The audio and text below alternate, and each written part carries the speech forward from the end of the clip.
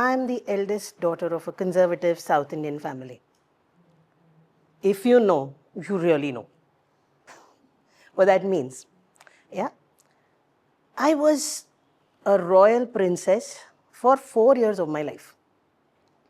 Clearly, the pet child after 25 years in the family. And after 4 years, I got two invisible titles. Mummy number two, and second is permanently responsible adult, because my younger sister was born. By the time I was 5 years, I was packing my own school bag and taking care of my sister's bag also. Why? Arey, aap bade ho. Take care of your siblings. Take care of your house. Mama was working. So responsibility came naturally, came with swag, with style, and stayed for life. But yeah, it had its own share of perks and, privileges as well. Because I was elder, I could command, कर, पढ़ाई कर. I could tell my mother, ये तो fail होने वाली है, पढ़ नहीं रही है कुछ भी. I could take decisions and I could bedhadak delegate. And these things made me feel like, what, I'm already a CEO. I didn't even land my first job, but I was there. And I could just lead. These realizations came in other events also. There were family events where sometimes the debates between the elders can go as high as maybe a parliament debate, because things are not working, मुहूर्तम आ रहा है, अरे ये vendor नहीं आया, oh my god, ये संगीत कैसे manage होगा? And there we were, me and my cousins. I'm quietly making my cousins do all the work, get things done. And when an uncle observed over a period of time, he said, yaar, mic isko de do. Anyway, she's running the event. We all laughed. And I was like, kya bol rahe ho aap? But that was my first unofficial leadership review. And then, I don't think एक भी event उसके बाद हमने event manager से कराया. We were enough. Now let's fast forward to the next stage. बड़ी हो गई, career बनाना है, life में HR में ही जाना है, ये सारी जिद के साथ हम आगे बढ़ गए. First job, I'm a management trainee, and there was a situation where suddenly tempers are running hot, unions आ गए, and the leadership was delayed. Reasons unknown. And हम बैठे हैं वहाँ पे junior बन के, क्या करें? Because सामने तो कोई सुनने को तैयार नहीं.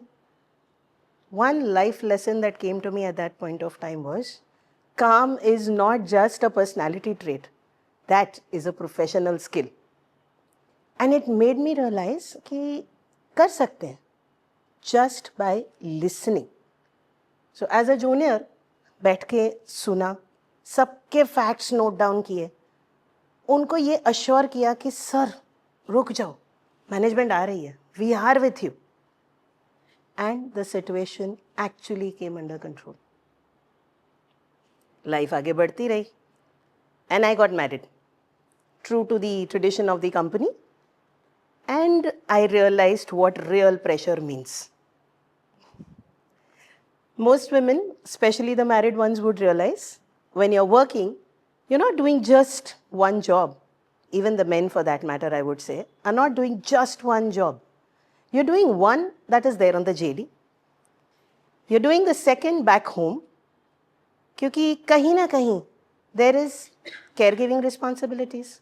Either you have a child to take care of, you have elderly parents to take care of, or the third part is you are probably the emotional anchor, spiritual anchor, sometimes even financial anchor for everybody. Ever felt, I have, like a pressure cooker? Suddenly you're sealed, filled right up to the brim, and just about a whistle away from the mega blast. Anyone feel that? I did. And there were days when I was so tired, not because I was doing too much or too many things. I was tired of just being needed everywhere at the same time, and being trained to take responsibility, could not say no. we often unconsciously prioritize us last. And that was something that hit me during my career journey as well. Yeah. Uske baad, I saw a situation where the youngest members of the team, newbies, would really say things, intelligent things, out of the box things, but उनकी आवाज़ सुनी नहीं जाती थी. The same idea would be picked by somebody else, slightly senior, with or without a repackaging. And oh, that's a fabulous idea. This brought a pattern to fore that newbies, youngsters, lost their morale not because they were not capable, but because they were not recognized. And I developed a habit that made me feel, if I can raise that this point was raised by, say, Komal first, and give them that credit due. Giving that credit is just free.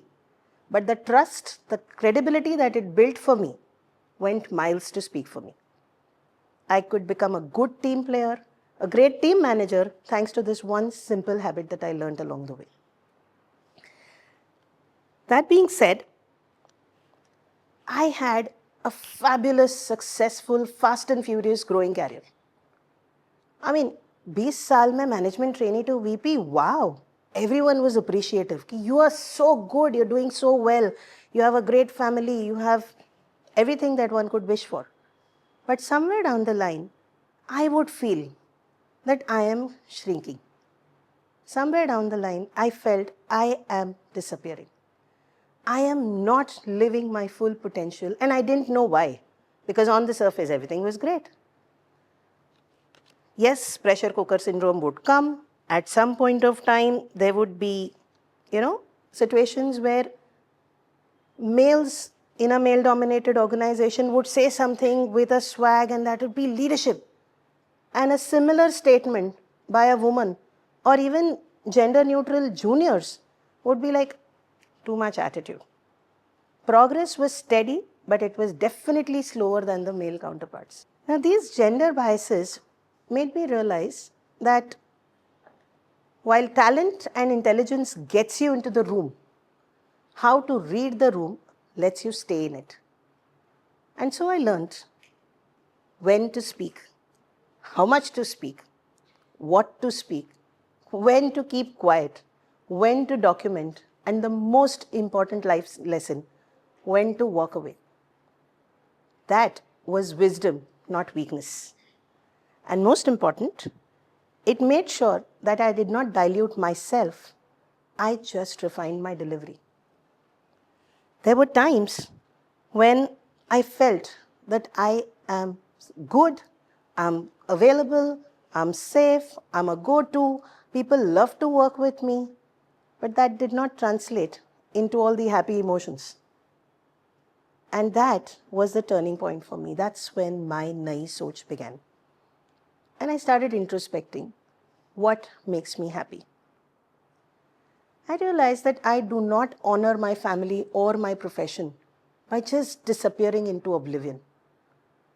I honor them by showing up fully as an individual who is capable, confident, non-compromising on self-respect, but adaptable enough to shift spaces.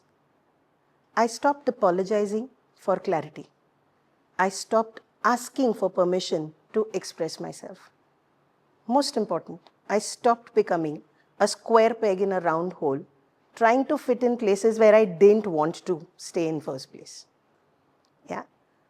Navigating office dynamics became second nature, and that was not politics, it was professional literacy. The most important part of my life was when I stood by what I truly believed, that responsibility without choice is a cage, and I chose to add wisdom and vision to it. It was extremely critical for me to take decisions in a calm, composed, and very, very relaxed manner instead of burdening myself. Now, this change started showing up in my organizations when I was working in very small ways. I remember this incident in office when I was at a meeting and quite out of the blue, I am asked to take on, can you just take this one more task, please? And this was a task that was completely out of my scope. I had no clue what to do about it. This was never discussed, never done. The old me syndrome would have been, oh, absolutely, with a plastic face, and then reverse engineer my time with an active heartburn. Because we had to research everything and then do it, and there were already multiple priorities. I thought for a minute and I said, okay, sure, but I already have this task and this is on priority. So would you mind telling me which one works better? That day I realized that clarity beats ambiguity hands down. To my very pleasant surprise, the discussion ended. They gave me clarity. The priority was do what you have on hand, this can wait. And frankly, no burnouts, no drama, no apologies, and still the deal was with me. This gave me more confidence to show up truly as myself. Like I was saying, I do not honor my family or my profession by disappearing. I honor them by showing up fully as being just me. Most important part that I realized is when I'm trained for responsibility, when I'm trained for performance, when I'm trained to adapt and change to situations, all of these combined with courage, vision, and they are so in love with me today, and clarity. Compromise without losing self-confidence. All these aspects shaped me into where I stand today. I don't come here because I'm lucky. I come here because I learned and actively learned throughout my life because it wouldn't work otherwise. Traditions, roots keep me grounded. They don't stagnate. Continuous learning and evolving, blessings of all the seniors, brought me to the stage that I stand today. If any of you could resonate with any part of my journey, I'd invite you to rethink and rewrite your own story. Thank you so much once again for being a lovely audience, and thank you, LAJA, for the opportunity.